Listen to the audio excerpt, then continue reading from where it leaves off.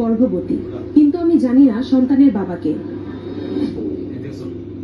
New York, যাকে আমরা ভাবি সুযোগ আর বিলাসিতার স্বর্গ, অথচ আপনি কি জানেন 2026 সালের এই সময়ে দাঁড়িয়ে একটি স্বাধীন রাষ্ট্র হিসেবে বিবেচনা করলে এই শহরের অর্থনৈতিক বৈষম্য আফ্রিকার সিয়েরা লিওনের সমান। আমার বয়স যখন 17, আমি তখন থেকেই হোমলেস। বাংলাদেশে এমন মানুষ পাওয়া খুবই কঠিন যারা আমেরিকায় যেতে চায় না।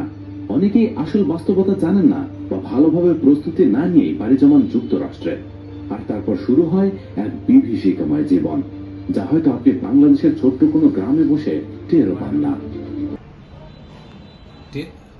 প্রিয় দর্শক ও টিনেজ স্কুল পড়ুয়া ভাই বোনেরা, আপনাদের উদ্দেশ্যে বলতে চাই, ভিডিওটি দেখলেন, যুক্তরাষ্ট্রের ভিডিওটি দেখলেন যে তাদের জনজীবন কি অবস্থা, কিভাবে কাটে। যদি আপনারা এমবেসিতে গিয়ে আপনার এডুকেশনের মাধ্যমে যদি আপনি বিদেশ চান্স পান, চাকরি হোক, পড়াশোনা হোক, তাহলে আপনি যাবেন। তা না হলে শুধু শুধু এই বাবা মায়ের কোনো প্যারা দিবেন না। অনেকে আছে অবস্থা সম্পন্ন, অনেকে আছে অবস্থা ভালো না, তারা জায়গা জমি সব বিক্রি করে কি করে, দালালের পালায় পড়ে, দালাল চক্র পালায় পড়ে তারা আমেরিকা, বিভিন্ন ফ্রান্স অন্যান্য দেশে তারা পাড়ি জমায়। আমেরিকা যুক্তরাষ্ট্রের জীবনটা অনেক কঠিন এবং একটা স্ট্রাগল লাইফ। ওইখানে পার্সোভারেন্সি ছাড়া কেউ উপরে উঠতে পারে না।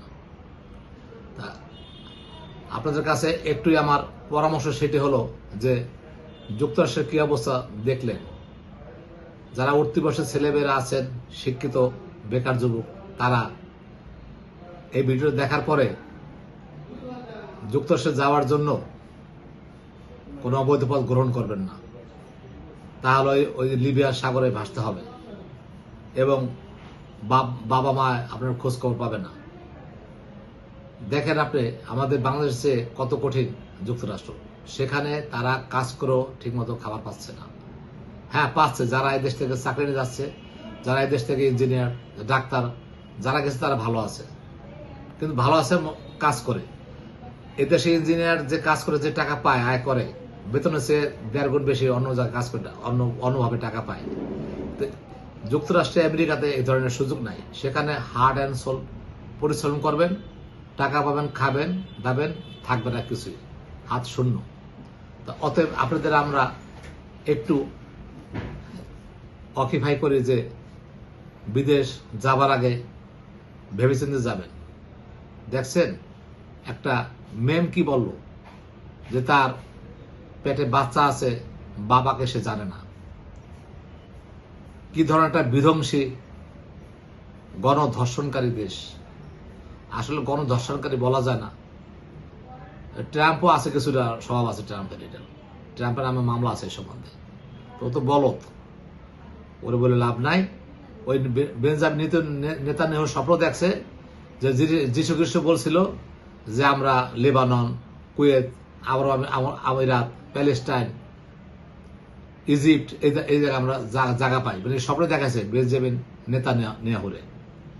জায়নবাদী সরকার বেঞ্জামিন নেতানিয়াহু, এই বেঞ্জামিন নেতানিয়াহু কি করে, বলদার ড্রামে বুদ্ধি দেয়, ওই বুদ্ধিতে কাজ করে আজকে যুক্তরাষ্ট্র ধ্বংস করে দিয়েছে। যুক্তরাষ্ট্রের আগের মধ্যে সে ডলারের মূল্য থাকবে না, আয় থাকবে না, অস্ত্রবাজার চলবে না, যুক্তরাষ্ট্র শেষ। সুয়ার পারে চলে আসছে কে? চীন, রাশিয়া, ইরান। তাহলে বন্ধুরা সবাই আপনারা একটু বিদেশ যাওয়ার আগে চিন্তা ভাবনা করবেন। দেশে ব্যবসা বাণিজ্য করেন, দেশে আমাদের অনেক কাজ আছে। আপনি যদি মেধাবী হন তাহলে আপনি ঠিক আছে, আপনি এমবেসির মাধ্যমে বৈধভাবে বিদেশ পাড়ি যাবেন। এতটুকু বললাম। সামনে আবার আসবো বিভিন্ন এপিসোড নিয়ে। আল্লাহ হাফেজ। আমি সৈয়দ মাহবুব রহমান, মুন্সিগঞ্জ থেকে।